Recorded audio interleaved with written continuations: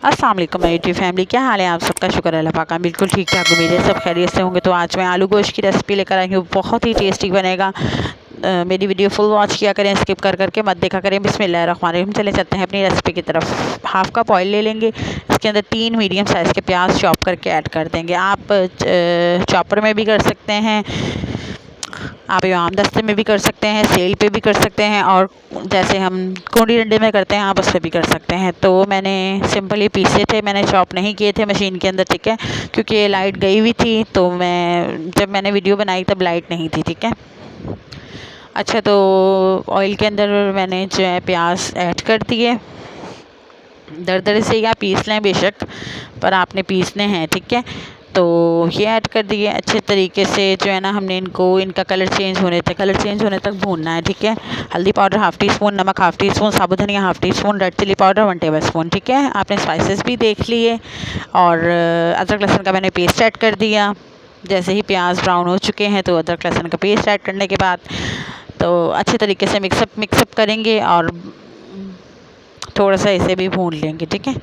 भूनना ज़रूरी होता है। अब भूनने के बाद 5 मिनट मुझे हो गए थे भूनते हुए, तब मैंने सारे स्पाइसेस ऐड कर दिए। स्पाइसेस ऐड करने के बाद भी हमें 2 से 3 मिनट तक भूनना है और अच्छे तरीके से वॉश कर लेना है चिकन को वॉश अच्छे तरीके से करना चाहिए, क्योंकि फिर इसमें स्मेल नहीं आती। और भूनना भी अच्छे तरीके से चाहिए। अगर हम अच्छे तरीके से भूनेंगे तो इसमें तभी स्मेल नहीं आएगी। मैंने 2 मेरे पास टमाटर थे मीडियम साइज़ के, तो रफली मैंने कटिंग करके वो ऐड कर दिए इसके अंदर, और ऊपर से कवर करके रख दिया था ताकि ये सॉफ्ट हो जाए टमाटर।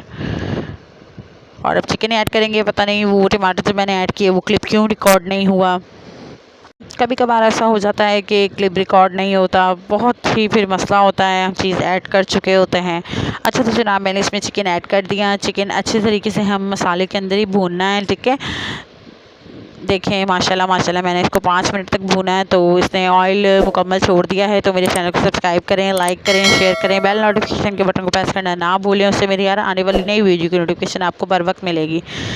तो देखें, हमने इतना भूनना है कि इसने ऑयल खुद ही छोड़ देना है, ठीक है। ऑयल सेपरेट हो जाएगा।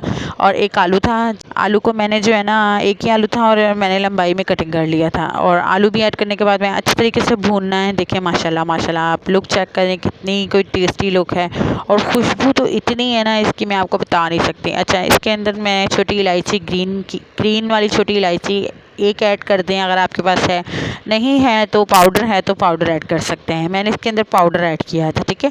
हाफ़ टी स्पून के बराबर छोटी इलायची का पाउडर ऐड किया था। और अभी गरम मसाला ऐड नहीं करेंगे हम, वो लास्ट में ऐड करेंगे। तो माशाल्लाह देखें, आप लोग चेक करें।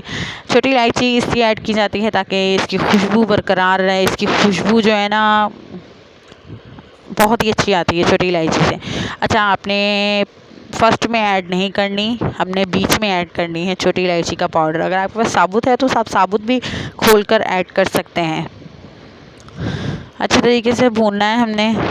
जैसे ही मसाला ऑयल छोड़ देगा, देखें माशाल्लाह से इतना हमने इसको भूनना है ना कि ये ऑयल इसका जो है ना सेपरेट हो जाए। और इसमें पानी ऐड कर दें, आपको जितना शोरबा चाहिए उस हिसाब से आप पानी ऐड करें, ठीक है। मैंने इसमें सिर्फ 1.5 ग्लास पानी का ऐड किया था और इसे कवर कर दिया था। थोड़ी देर के बाद मैंने ढक्कन हटाया 2-3 मिनट के बाद, तो ये लुक थी। तो माशाल्लाह इसकी फ़ाइनल लुक पे चलते हैं। तो मेरे चैनल को सब्सक्राइब करें, लाइक करें, शेयर करें। तो माशाल्लाह मिलूँगी आपसे नेक्स्ट वीडियो में, तब तक के लिए अल्लाह हाफ़िज़।